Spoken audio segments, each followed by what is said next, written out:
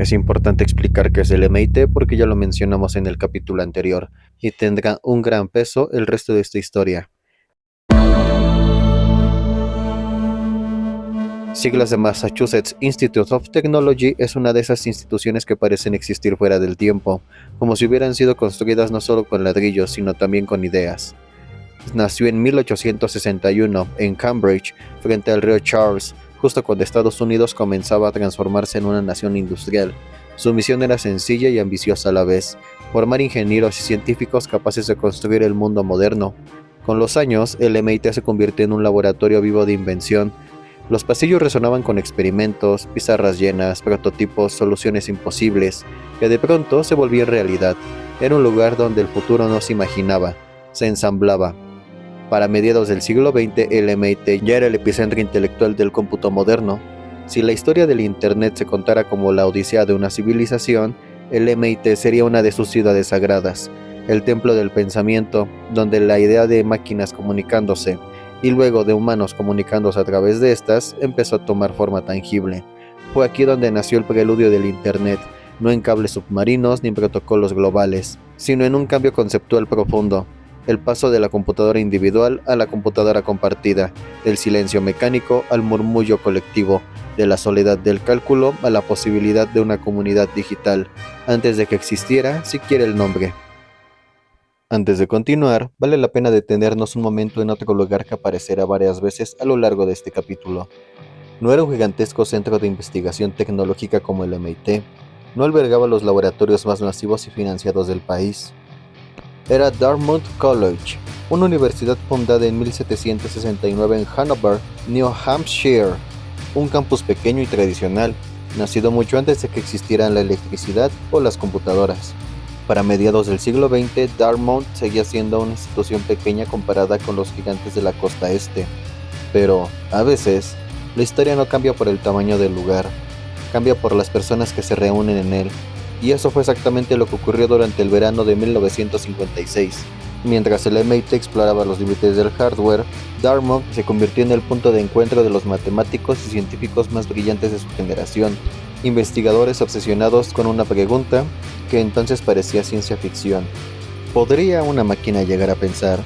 Aquella reunión duró apenas unas semanas, pero allí nació formalmente un concepto que hoy lo domina todo: la inteligencia artificial.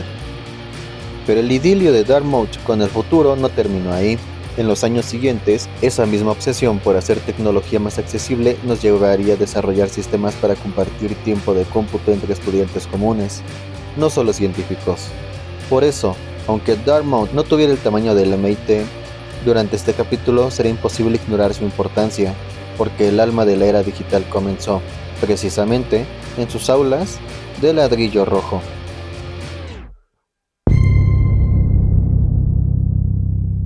Durante esta década ocurre un cambio de paradigma. Las máquinas dejan de ser instrumentos de cálculo y se convierten en plataformas de software.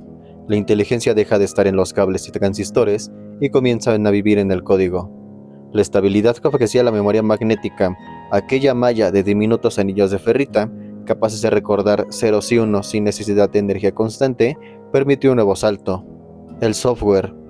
Hasta entonces, hablar con una computadora era una forma de tortura lógica. Los ingenieros debían introducir instrucciones en lenguaje máquina, secuencias interminables de números binarios que describían operaciones simples. Cada error era una catástrofe, cada programa una proeza de paciencia. Pero, en 1957, John Backus y su equipo en IBM presentaron Fortran, Formula Translation, el primer lenguaje de programación de alto nivel. Ya no hacía falta hablarle a la máquina en números, ahora los ingenieros podían escribir fórmulas y comandos que la computadora traducía y ejecutaba. El programador se transformó en una nueva clase de traductor, alguien que no solo escribía instrucciones, sino que enseñaba a la máquina a razonar. En cuestión de años, Fortran se convirtió en el idioma del pensamiento científico. Se usó para calcular trayectorias de cohetes, modelos meteorológicos y reacciones nucleares. La programación se había vuelto un acto creativo. Pero pronto surgió un nuevo problema. Las computadoras eran tan rápidas que necesitaban organizar su propio trabajo. Así aparecieron los primeros sistemas operativos, programas que no resolvían ecuaciones, sino que administraban el flujo de tareas, la memoria, la entrada y salidas. IBM desarrolló el primero, el GMNAAIO, en 1956.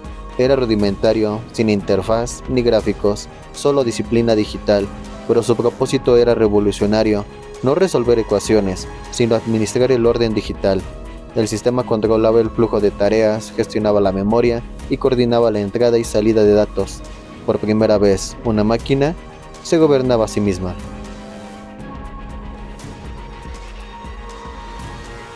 De ahí surgieron los primeros sistemas experimentales de multiprogramación y la idea de compartir el tiempo de cómputo, que varias personas pudieran usar la misma computadora una tras otra sin reconstruirla físicamente. La idea tenía un nombre técnico, casi banal, time sharing, pero en realidad era una semilla de interconexión. Por primera vez, alguien pensaba en una red de usuarios compartiendo un mismo cerebro electrónico, un concepto que, décadas después, sería la base filosófica de Internet.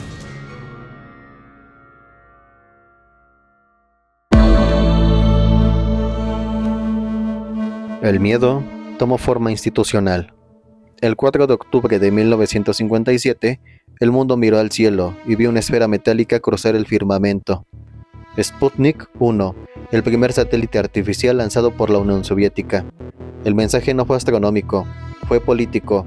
La URSS podía lanzar misiles que atravesaran el mundo. La reacción estadounidense fue inmediata. Un sistema concebido no como una máquina, sino como una red nerviosa nacional.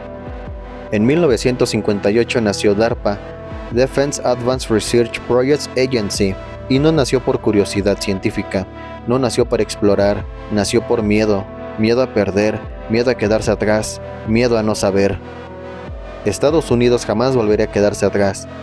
No era un laboratorio de armas, sino una agencia dedicada a evitar la sorpresa tecnológica y algo más profundo, proteger la información. DARPA no solo investigaba defensa, investigaba cómo proteger la información misma, asegurar que, incluso si todas las bases, todos los centros y todas las ciudades eran atacadas, se mantuviera viva la inteligencia humana y artificial, incluso si todo lo demás desaparecía. DARPA abrazó la memoria magnética, esa tecnología capaz de sobrevivir al apagón. Era memoria que sobrevivía al tiempo, y con eso algo más grande se volvió posible: el software. Hasta entonces, programar una computadora significaba reconectarla físicamente, mover cables, cambiar tableros, reconfigurar su cuerpo, y aún hacía falta reconstruir la máquina para pensar algo nuevo. Bastaba cargar un programa. Ese fue el momento en el que la computadora dejó de ser una herramienta mecánica y se convirtió en una máquina de ideas. Un cerebro artificial, listo para aprender, listo para adaptarse, listo para tomar decisiones. Pero había un problema. Si la información era tan valiosa, ¿cómo la protegías? Una red que siguiera viva, aunque le cortaran la cabeza. La respuesta aún no existía. Pero, ¿cómo asegurar que si el enemigo destruía un centro de comunicación, el sistema no se viniera abajo? El modelo centralizado era una debilidad. Si caía el nodo principal, todo quedaba en silencio. DARPA empezó a concebir algo inédito: una red sin centro. Una estructura donde cada punto pudiera comunicarse con otro directamente. Una red que sobreviviera incluso a un ataque nuclear. Aún no tenía nombre, ni diseño completo, pero las primeras ideas ya estaban en el aire. Un mapa de nodos interconectados. Una red distribuida. Una arquitectura de pensamiento colectivo. Esa semilla, que germinaría en los años siguientes, sería el origen de Internet.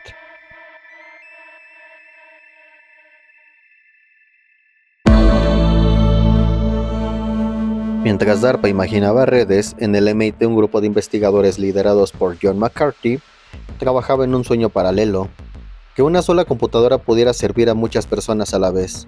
El concepto de time sharing no era solo técnico, era filosófico. Significaba que múltiples mentes humanas podían acceder simultáneamente a una inteligencia común. Cada usuario, desde su terminal, cada pensamiento, compartiendo una fracción del tiempo de cálculo de un mismo cerebro electrónico. Era, en cierto modo, la primera comunidad digital.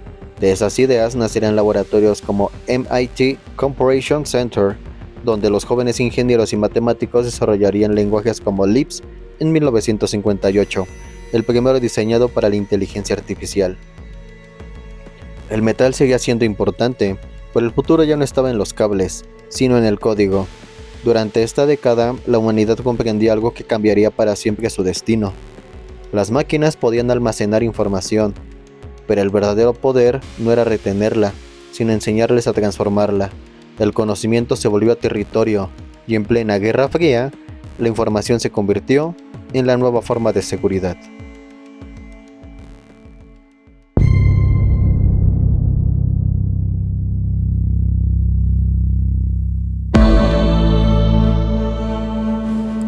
En la posguerra, el mundo ya no se definiría por sus ejércitos, sino por sus laboratorios. La ciencia se había vuelto el nuevo lenguaje del poder. MIT, Bell Labs, Rand Corporation, nombres que empezaban a sonar como catedrales en una nueva religión, la tecnología. La investigación ya no se hacía en talleres improvisados ni en garajes solitarios, sino en templos de concreto llenos de cables, pizarras y matemáticos. El conocimiento dejó de ser individual y se convirtió en un sistema. Era el comienzo de una nueva era, la del pensamiento organizado. Gobierno, industria y universidades formaron una alianza sin precedentes. La Guerra Fría había convertido la curiosidad científica en una carrera por la supervivencia. Cada avance, cada ecuación, cada prototipo era un acto de poder.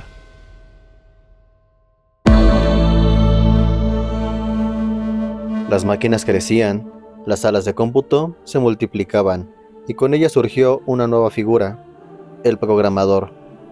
Eran los únicos que entendían el idioma de las máquinas, los que transformaban la lógica humana en impulsos eléctricos. Sus manos traducían la mente a código. Las salas de cómputo eran templos cerrados, las tarjetas perforadas, sus oraciones. Los programadores eran los nuevos sacerdotes de una nueva religión sin nombre, la tecnología. Y aunque la historia las olvidó por décadas, muchas de esas primeras manos fueron de mujeres. Ellas escribieron los primeros programas, desde los cálculos balísticos de ENIAC hasta las bases de los lenguajes modernos. Entre ellas, Grace Hopper, quien soñaría con una máquina capaz de entender palabras. En esa época, programar no era solo escribir código, era invocar a una máquina que aún no sabíamos si comprendía.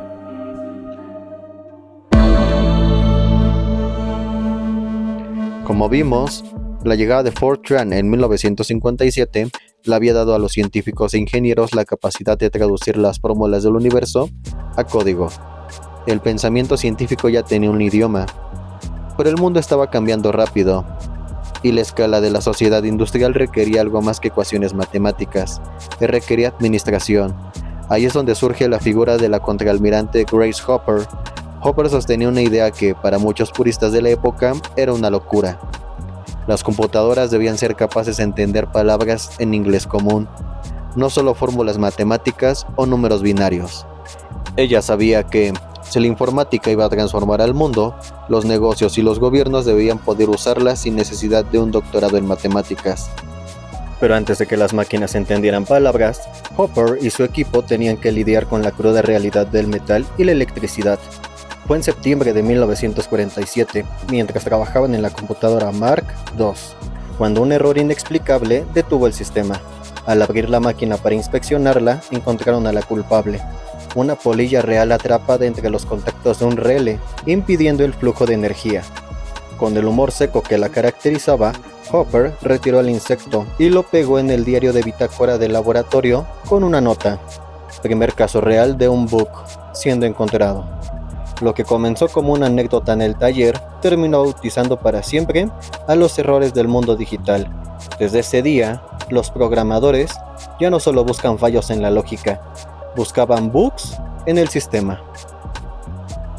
Y bajo su liderazgo y visión, en 1959 nació COBOL, Common Business Oriented Language. A diferencia de Fortran, orientado a la ciencia, COBOL fue diseñado explícitamente para el mundo comercial, financiero y administrativo. Sus comandos utilizaban palabras completas como add, move o multiply. Con esto, el código dejó de ser una serie de cables y tableros, se volvió texto, escritura, pensamiento puro. El programador se convirtió en autor y la computadora en una máquina capaz de interpretar palabras humanas. El lenguaje del cálculo se dividió en dos caminos: el que buscaba entender el universo a través de la ciencia y el que buscaba administrar el orden del mundo moderno.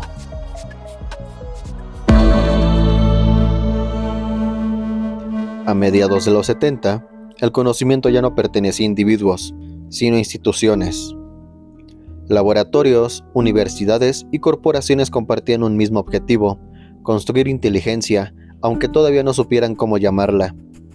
La idea de sistema, propuesta por Norbert Wiener y su cibernética, cambió la forma de pensar.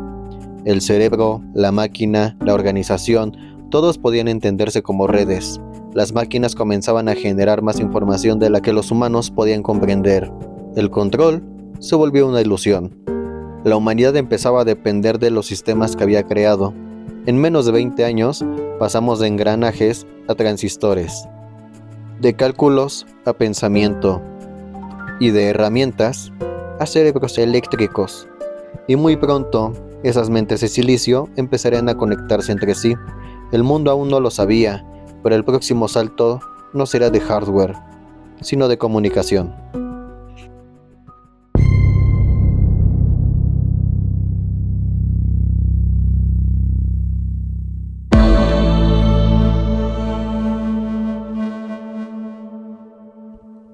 Al principio, cuando las computadoras ocupaban cuartos enteros, vibraban como hornos gigantes y devoraban electricidad como criaturas insaciables, nadie pensaba en ellas como espacios. Imagina una habitación silenciosa, con una sola computadora, un gigante frío con luces que parpadean como luciérnagas atrapadas, que respiren su soledad matemática. Por años fue así, una máquina que pertenecía al reino de lo inalcanzable, un monolito dedicado a un solo propósito: calcular. Uno al que solo pocos podían tocar, y solo mediante rituales de tarjetas perforadas, esperas eternas y cálculos que regresaban al día siguiente como oráculos impresos. Pero algo empieza a cambiar alrededor de 1960. Primero se escucha un latido, y luego otro, y otro. Un latido electrónico, repetido, replicado, duplicado, hasta que ya no parece un corazón aislado, sino un zumbido suave. Pero crece, se multiplica y termina convirtiéndose en un coro, una multitud. Es el momento en el que la computadora deja de ser una máquina solitaria y se transforma en un espacio, un sitio donde varias personas pueden entrar, trabajar, conversar, crear, pensar al mismo tiempo. Así comenzó la transición más profunda de la historia de la computación, cuando la computadora dejó de ser una herramienta aislada y se transformó en un recurso compartido. Aquí, en este punto exacto, nace la primera intuición del Internet, la idea de conexión, la idea de que la inteligencia de una máquina no crece por sí sola, sino cuando es compartida.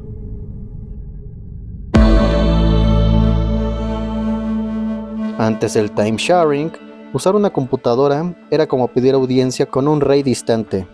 Hacías tu programa, perforabas tus tarjetas, las entregabas y esperabas. Horas, a veces días. Pero no había diálogo, no existía la idea de estar con la máquina. Era un proceso lento, fragmentado, distante. John McCarthy, en el MIT, estaba harto de esta ceremonia arcaica. En los pasillos del laboratorio, mientras estudiantes de posgrado dormían junto a colas de tarjetas, él imagina algo radical. Y si varios usuarios pudieran usar la misma computadora simultáneamente, fue una idea casi herética. Entonces aparece una de las ideas más revolucionarias del siglo XX, time sharing, la capacidad de compartir la computadora entre varios usuarios a la vez. Las computadoras eran lentas, pero eran rápidas de manera intermitente. Pasaban microsegundos sin hacer nada, mientras esperaban entrada o salida.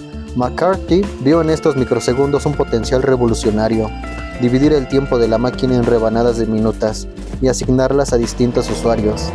No era solo una cuestión de velocidad, era una cuestión de supervivencia económica. Estas máquinas costaban millones de dólares. Dejarlas inactivas un solo segundo era un pecado financiero. Massachusetts, MIT y Dartmouth se convirtieron en laboratorios vivientes de esta nueva idea. Sistemas como CTSS, Compatible Time Sharing System, en el MIT, y el Dartmouth Time Sharing System cambiaron todo.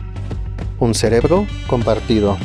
De pronto, múltiples terminales, pantallas sin cerebro propio, se enlazaban a un mismo computador central. Cada usuario tenía la ilusión de tener la máquina completa para sí. La técnica detrás del milagro: memoria de núcleos magnéticos, rápida y confiable, terminales VT y teclados eléctricos que sustituyen tarjetas. Multiplexación: Dividir el tiempo de la máquina en rebanadas microscópicas que cada usuario percibe como exclusivas. Planificadores que reparten recursos como un director de orquesta invisible. Cambia la humanidad de la computación. Ya no es solo cálculo, ahora es interacción. Ahora los estudiantes ya no esperaban días, podían teclar y ver la respuesta al instante. Era magia, era interacción, y así surgen las primeras sesiones personales, momentos íntimos entre persona y máquina.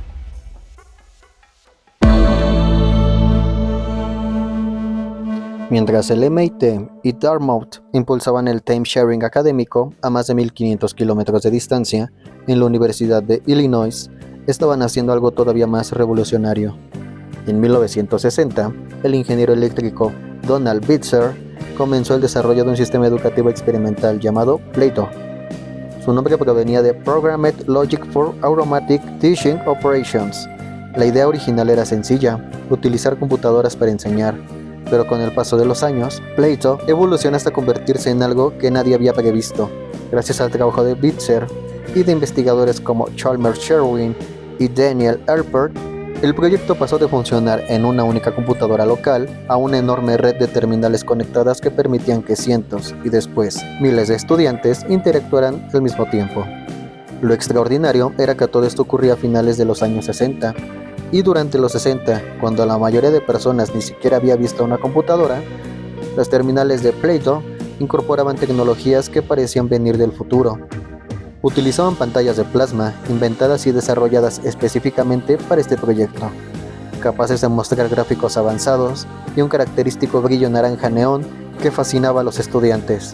Y cuando miles de usuarios comenzaron a compartir este mismo espacio digital, ocurrió algo inesperado. Las personas dejaron de usar Plato únicamente para estudiar, comenzaron a hablar, a colaborar, a jugar, a formar comunidades. Sin proponérselo, Plato termina inventando gran parte de la cultura digital moderna. En sus terminales aparecieron mensajería privada entre usuarios, salas de chat en tiempo real, foros de discusión permanentes, sistemas de correo electrónico interno, juegos multijugador conectados, herramientas colaborativas de creación, perfiles de usuarios y reputación social, comunidades organizadas alrededor de intereses compartidos. Uno de los desarrollos más sorprendentes fue Talkomatic, creado en 1973, permitía que varias personas mantuvieran conversaciones simultáneas en una pantalla dividida, pero a diferencia del chat moderno, aquí no había el botón de enviar. Observaban cómo cada letra aparecía en la pantalla en el instante mismo en que era presionada en el teclado, carácter por carácter, con sus pausas y titubeos. Para quienes lo utilizaron, la sensación era casi mágica. La computadora dejaba de ser una máquina que respondía a comandos. Comenzaba a convertirse en un medio de comunicación. También surgieron juegos pioneros como Empire, Avatar y R-Fight, considerados antecesores directos de los MMO modernos. Por primera vez, personas que jamás habían visto cara a cara podían reunirse en un espacio digital compartido, crear amistades, colaborar, competir e incluso discutir. Aparecieron los primeros conflictos comunitarios, los primeros romances en línea, los primeros moderadores, los primeros trolls y los primeros flame wars o dramas digitales. Plato demostró algo que cambiará para siempre el rumbo de la informática. La computadora no era solo una herramienta para calcular información, podía convertirse en un lugar donde las personas vivieran parte de su vida social.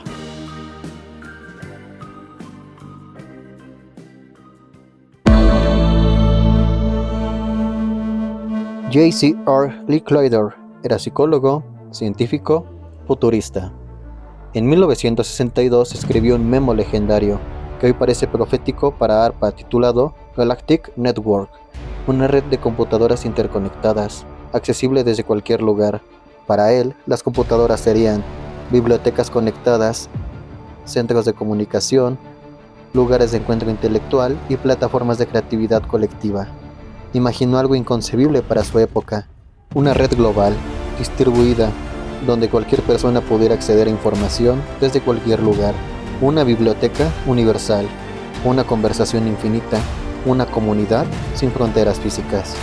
Mientras el mundo seguía perforando tarjetas y cargando rollos de cinta magnética, Licklider dibujaba pequeños nodos conectados con líneas que se extendían como telarañas por todo el planeta. Ese memo fue una chispa lanzada a un océano de pólvora todavía húmeda. No explotó de inmediato, pero encendió algo en las mentes adecuadas. En una oficina repleta de papeles, con tazas de café frío y pizarras llenas de diagramas, Licklider dibuja nodos, líneas y flechas. El primer mapa de lo que después se llamaría Internet. En ARPA sus ideas encontraron lugar, y la idea comenzó a transformarse en política, en contratos, en proyectos, en máquinas. La visión se estaba volviendo real.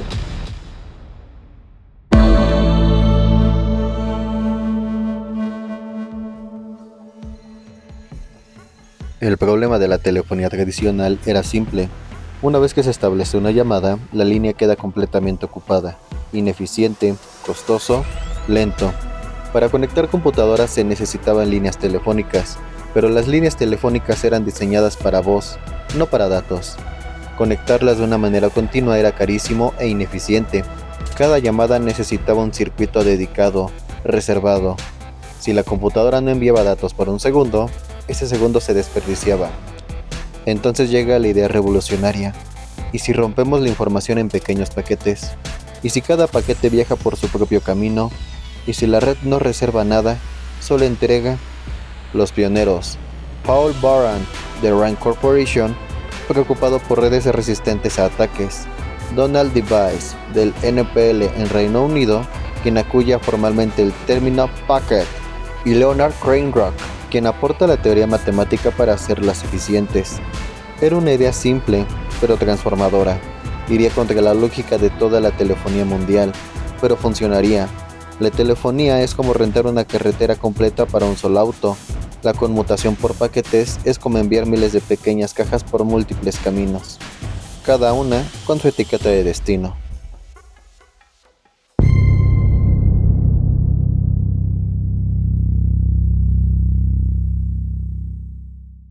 DARPA, antes ARPA, quería algo concreto, que científicos de distintos centros pudieran compartir recursos computacionales caros. Esa necesidad, combinada con las ideas de Licklider y la técnica de conmutación por paquetes, creó un proyecto sin precedentes, ARPANET. Componentes esenciales: AMP, Interface Message Processor, routers primitivos, cajas del tamaño de un refrigerador, líneas dedicadas, 50 kilobits, veloces para la época, protocolos sencillos host to host.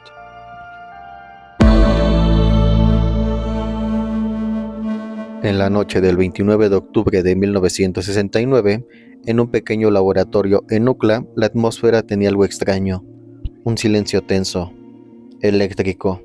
No era solo un experimento técnico, era un intento de unir dos mentes electrónicas separadas por cientos de kilómetros. Los protagonistas de esa noche: Leonard Kleinrock, el arquitecto académico detrás de la teoría que permitió imaginar esto; Charlie Klein, estudiante graduado, sentado frente al terminal. Un equipo cansado, rodeado de pizarras cubiertas de diagramas, tazas de café, hojas perforadas abandonadas. A kilómetros al norte, en Stanford Research Institute, SRI, otro equipo esperaba una señal que jamás antes había existido en la historia humana. Una máquina hablando con otra máquina. La conexión física estaba lista. El MEP de UCLA enlazado con el AMP de SRI, ambos del tamaño de un refrigerador industrial, llenos de luces que parpadeaban, como si intuyeran que estaban a punto de entrar en los libros de historia. Lo único que faltaba era el mensaje. El plan era simple: enviar la palabra login desde UCLA hasta SRI. Pero en aquel tiempo, enviar una palabra no era presionar una tecla cualquiera, era una especie de salto al vacío.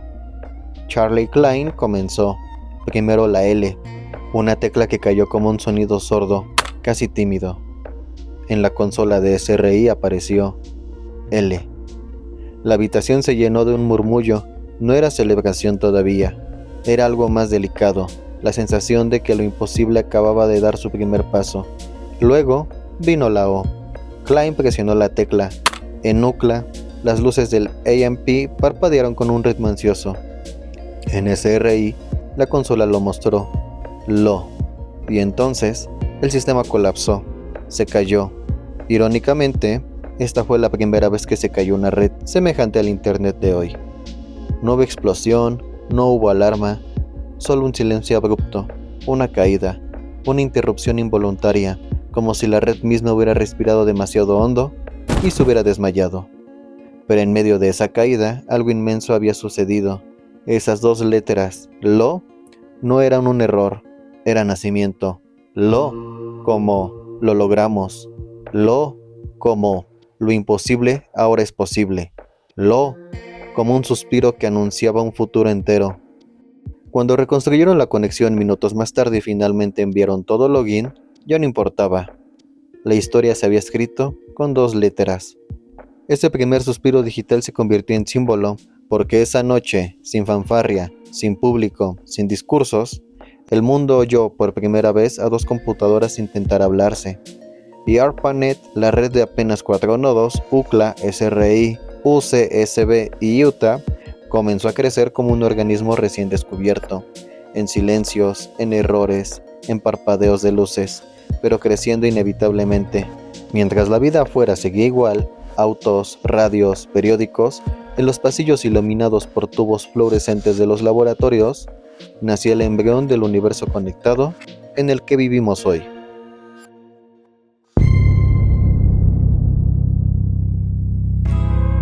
Antes de la web, antes del navegador, antes de los hipervínculos, las máquinas conversaron mediante lenguajes simples.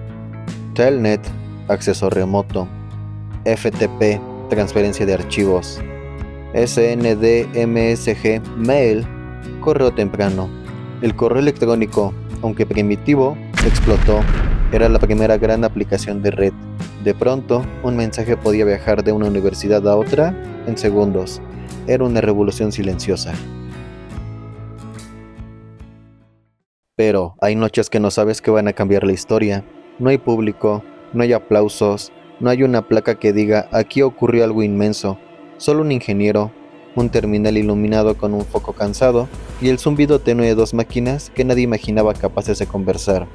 Era 1971, en las oficinas de Bolt, Beranek y Newman.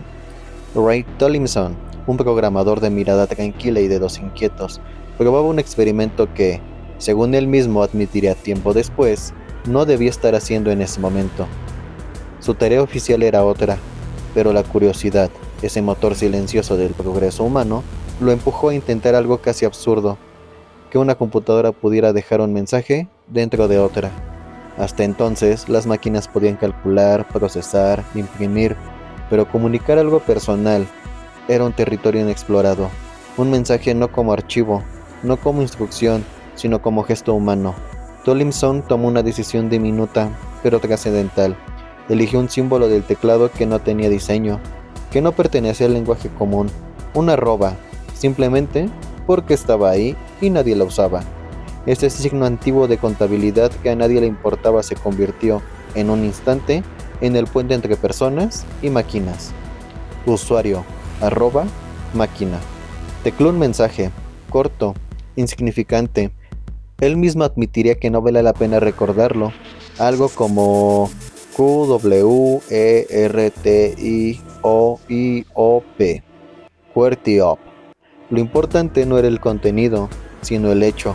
Lo que estaba a punto de hacer no era enviar letras, era abrir un nuevo canal para la humanidad. Y presionó Enter. Y durante un segundo que pasó desapercibido para el mundo, un paquete de información cruzó un cable de 1 metro dentro del mismo laboratorio. Fue un salto pequeño, casi ridículo, pero simbolizaba algo enorme. Por primera vez en la historia, una máquina había recibido un mensaje que no venía de su propio sistema, sino que viajaba desde otra computadora, a kilómetros de distancia, directo para otra persona. El correo electrónico internodal había nacido. Ray miró la pantalla. No hubo fanfarria, ni música celestial, ni luces, solo un cursor parpadeando, como un latido tímido anunciando el inicio de una nueva forma de comunicación humana. Ahí nació el correo electrónico, y aunque el contenido se perdió, el gesto perdura. Fue el primer hola digital, una voz humana viajando entre máquinas, el primer recordatorio de que las computadoras podían ser más que herramientas, podían ser puentes, un preludio silencioso de la conectividad que transformaría el mundo.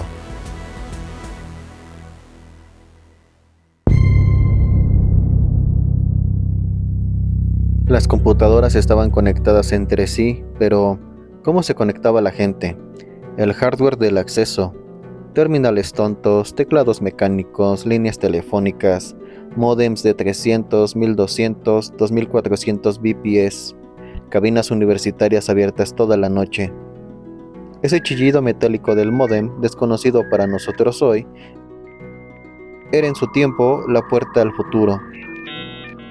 Quien escuchaba ese sonido sabía que estaba entrando a otro lugar, que estaba proyectando su presencia más allá de su mesa.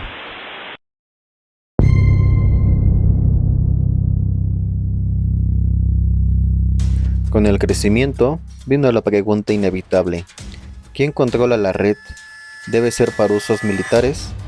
¿Debe ser para científicos únicamente? ¿Debe monitorearse el tráfico? ¿Quién controla los accesos? Militares, académicos, gobiernos y laboratorios tenían intereses distintos. Seguridad contra apertura, control contra libertad, defensa contra investigación. Algunas reuniones en ARPA se volvieron tensas, con debates apasionados sobre cuánta autonomía debía tener esta nueva criatura electrónica. En una sala del gobierno, alguien pregunta: ¿para quién es esta red? ¿Y quién decide? Estas preguntas siguen abiertas hasta hoy.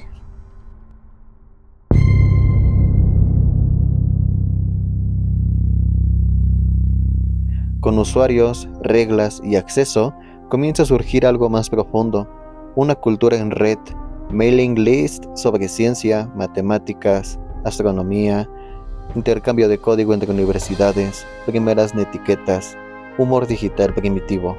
Los primeros hackers como exploradores curiosos, no como criminales. Se envía el primer email histórico, se comparte el primer listado público de recursos.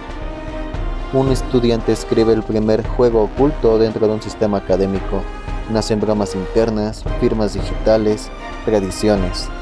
La red comienza a adquirir personalidad propia, la colaboración global, la idea de que el conocimiento debía compartirse. Fue la semilla cultural del Internet moderno.